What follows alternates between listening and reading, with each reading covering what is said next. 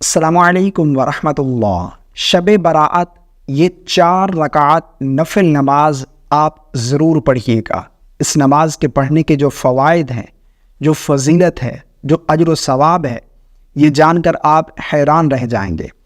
شب برات چونکہ ایک بہت ہی بابرکت رات ہے، حدیث پاک کا مفہوم ہے کہ اس رات میں قیام کرو اور دن میں روزہ رکھو، کیونکہ اس رات غروب آفتاب سے لے کر طلوع فجر تک اللہ رب العالمین آسمان دنیا پر اپنی خاص رحمت نازل فرماتا ہے، اور یہ اعلان کیا جاتا ہے کوئی مجھ سے رزق مانگنے والا میں اسے رزق عطا کر دوں، ہے کوئی مجھ سے گناہوں کی بخشش مانگنے والا میں اسے بخش دوں، ہے کوئی مجھ سے بیماریوں سے شفا مانگنے والا میں اسے شفا عطا کر دوں، ہے کوئی فلاں، ہے کوئی فلاں، اس طرح کا اعلان کیا جاتا ہے۔ تو یہ بہت ہی بابرکت رات ہے۔ اس رات میں جہاں آپ دیگر نوافل کا اہتمام کرتے ہیں، میری آپ سے گزارش ہے کہ یہ نوافل آپ ضرور پڑھیے گا، کیونکہ ان کی فضیلت خود نبی کریم صلی اللہ علیہ وسلم نے بیان فرمائی ہے۔ وہ کون سے نوافل ہیں، ان کے پڑھنے کی فضیلت کیا ہے، یہ بھی جانتے ہیں، اور ان کے پڑھنے کا کیا طریقہ ہے، نیت کیسے کریں گے اور کیا کچھ پڑھا جائے گا، مکمل ڈیٹیل کے ساتھ میں آپ لوگوں کے ساتھ شیئر کرتا ہوں۔ سب سے پہلے اس نماز کی فضیلت کیا ہے یہ سن لیجئے۔ حضرت عبداللہ ابن عباس رضی اللہ تعالی عنہ سے روایت ہے، وہ فرماتے ہیں کہ رسول اللہ صلی اللہ علیہ وسلم نے حضرت عباس بن عبد المطلب، یعنی میرے والد محترم، نبی کریم صلی اللہ علیہ وسلم نے اپنے چچا جان کو ارشاد فرمایا کہ اے عباس، اے میرے چچا جان، کیا میں تم پر عنایت نہ کروں، کیا میں تمہارے ساتھ صلہ رحمی نہ کروں، کیا تم سے حق محبت ادا نہ کر دوں، کیا تمہیں وہ 10 چیزیں نہ بتا دوں کہ جب تم انہیں کر لو اللہ تبارک و تعالیٰ تمہارے اگلے، پچھلے، نئے، پرانے، جان بوجھ کر کیے گئے، انجانے میں کیے گئے، یا پھر صغیرہ، کبیرہ، چھپے ہوئے، یا پھر اعلانیہ جو گناہ کیے گئے، اللہ رب العالمین وہ تمام کے تمام گناہ معاف فرما دے گا۔ وہ 10 چیزیں کیا ہیں؟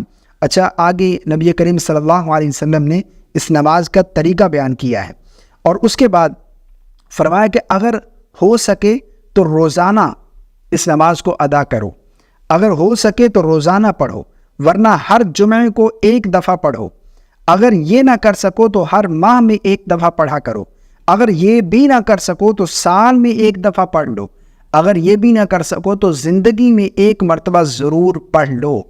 اس نماز کی فضیلت یہ ہے کہ اللہ رب العالمین اگلے پچھلے رازداری سے کیے گئے، اعلانیہ کیے گئے، چھوٹے بڑے، اللہ تمام گناہ بخش دیتا ہے، اللہ تمام گناہوں کو معاف فرما دیتا ہے۔ اتنی فضیلت ہے ان 4 رکعت ادا کرنے کی۔ وہ کون سی 4 رکعت ہیں اور ان کے پڑھنے کا کیا طریقہ ہے، آئیے جانتے ہیں۔ دیکھیں، 4 رکعت نماز آپ اس نیت سے ادا کریں گے۔ نیت کی میں نے 4 رکعت نماز صلاۃ التسبیح کی واسطے اللہ تبارک و تعالیٰ کے منہ میں کعبہ شریف کے، یعنی یہ تسبیح کی نماز ہے، صلاۃ التسبیح ہے، ٹھیک ہے نا۔ اس کے پڑھنے کا طریقہ یہ ہے، بالکل آسان ہے اور زیادہ وقت بھی نہیں لگتا۔ اس میں ایک تسبیح پڑھی جاتی ہے، نیت کرنے کے بعد تکبیر تحریمہ اللہ اکبر کہہ کر آپ نے نماز شروع کر لی۔ اس کے بعد آپ سب سے پہلے ثنا پڑھیں گے، ثنا پڑھنے کے بعد تعوذ اور تسمیہ نہیں پڑھیں گے۔ 15 مرتبہ قیام کی حالت میں ثنا پڑھنے کے بعد یہ تسبیح پڑھیں گے، سبحان اللہ والحمد للہ ولا الہ الا اللہ واللہ اکبر۔ 15 مرتبہ ثنا پڑھنے کے بعد یہ تسبیح پڑھیں گے۔ اس کے بعد پھر تعوذ، تسمیہ، پھر سورہ فاتحہ پڑھیں گے، پھر جو آپ کو صورتیں یاد ہیں ان میں سے کوئی ایک سورت تلاوت کریں گے۔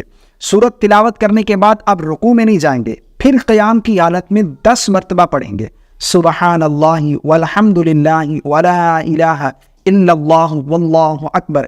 10 مرتبہ پڑھنے کے بعد آپ اللہ اکبر کہتے ہوئے رکوع میں جائیں گے۔ رکوع میں سب سے پہلے رکوع کی تسبیح پڑھیں گے، اس کے بعد پھر 10 مرتبہ رکوع کی حالت میں یہ تسبیح پڑھی جائے گی۔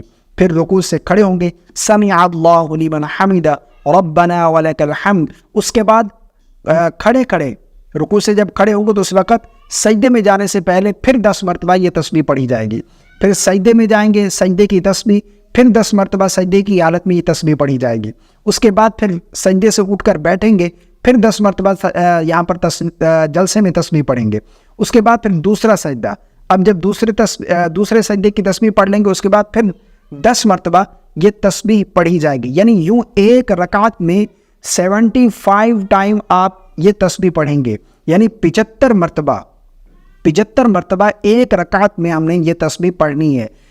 25 مرتبہ قیام کی حالت میں یعنی سورہ فاتحہ اور سورت ملانے سے پہلے، اور 10 مرتبہ سورہ فاتحہ اور سورت ملانے کے بعد، اور اس کے بعد 10 مرتبہ رکوع سے کھڑے ہونے کے بعد سجدے میں، پھر سجدے سے اٹھنے کے بعد پھر دوسرے سجدے میں. یعنی ایک رکعت میں 75 مرتبہ یہ تسبیح پڑھی جائے گی. اب جب دوسری رکعت میں کھڑے ہوں گے تو اب چونکہ ثنا تو پڑھیں گے نہیں دوسری رکعت میں، تو اب سب سے پہلے 15 مرتبہ تسبیح پڑھیں گے. اس کے بعد پھر بسم اللہ پڑھیں گے، پھر سورہ فاتحہ پڑھیں گے، پھر کوئی سورت ملائیں گے، پھر 10 مرتبہ یہ تسبیح پڑھیں گے، پھر رکوع کریں گے، رکوع کی تسبیح، پھر 10 مرتبہ یہ تسبیح، پھر رکوع سے کھڑے ہوں گے، پھر 10 مرتبہ پڑھیں گے، پھر دونوں سجدے کریں گے ان میں 10 مرتبہ، پھر سجدے کو درمیان جب اٹھ کر بیٹھیں گے تو اس وقت 10 مرتبہ، پھر قاعدہ بیٹھیں گے، قاعدہ اولیٰ میں تشہد، درود اور دعا پڑھ کر پھر کھڑے ہوں گے تیسری رکعت کے لیے. اب جب تیسری رکعت میں کھڑے ہوں گے تو جس طرح ہم نے پہلی رکعت میں ثنا پڑھی تھی اب دوبارہ ثنا پڑھیں گے. ثنا پڑھنے کے بعد پھر 15 مرتبہ یہ تسبیح پڑھی جائے گی تیسری رکعت میں. پھر جو ہے 10 مرتبہ سورہ فاتحہ اور سورت ملانے کے بعد. یوں آپ نے 4 رکعت پڑھنی ہے. اگر اس کا پریکٹیکل طریقہ جاننا چاہتے ہیں تو اس ویڈیو کا لنک آپ کو ڈسکرپشن میں مل جائے گا یا پھر ویڈیو اینڈ اسکرین پر آپ کو مل جائے گی، آپ ضرور دیکھیے گا. یعنی ٹوٹل تسبیح جو ہے ہم نے 300 مرتبہ 4 رکعت میں کمپلیٹ کرنی ہے. 75 مرتبہ ایک رکعت میں اور 4 رکعت میں یہ ٹوٹل 300 تسبیح ہو جائے گی. تو اس نماز کو آپ ضرور پڑھیے گا کیونکہ اس نماز کی فضیلت، اس نماز کا اجر و ثواب خود نبی کریم صلی اللہ علیہ وسلم نے بیان فرمایا ہے. اب چونکہ اس رات میں نوافل کا اہتمام کیا جاتا ہے، ایک ماحول ہوتا ہے قیام کا، تو یہ نماز آپ ضرور پڑھیے گا. اللہ ہم سب کو عمل کی توفیق عطا فرمائے. دوسرے مسلمانوں کے ساتھ ضرور شیئر کیجیے گا. مجھے اپنی خاص دعا میں یاد رکھیے گا. السلام علیکم ورحمۃ اللہ.